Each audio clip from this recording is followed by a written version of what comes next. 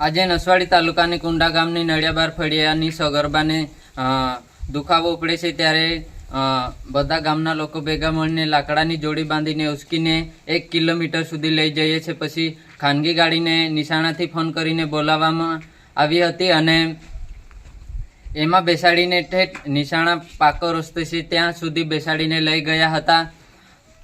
પછી ત્યાંથી 108માં બેસાડીને દુગ્ધા પીએસસી સેન્ટરમાં લઈ ગયા હતા.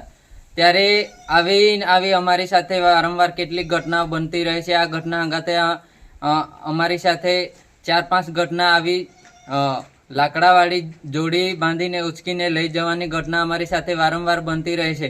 ત્યારે સરકારને અમારે કહેવાનું છે કે નળિયાબાર ફળિયાના રસ્તાઓ 11 કરોડના ખર્ચે મંજૂર થયેલા છે, છતાં પણ ટેન્ડર બહાર પાડવામાં નથી આવતું અને અમારા રોડ રસ્તા હતા એવા ને એવા રહે છે.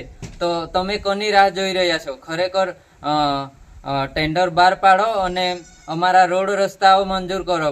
બાકી આ રીતે કોઈક મહિલા કે બાળકનું રસ્તામાં મૃત્યુ થઈ જશે ત્યારે એનો જવાબદારી કોણ લેશે?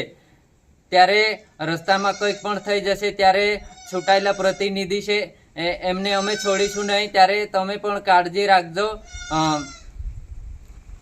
ખરેખર આવીને આવી ઘટના બને છે એના પર તમારે પણ ધ્યાન રાખવું જોઈએ.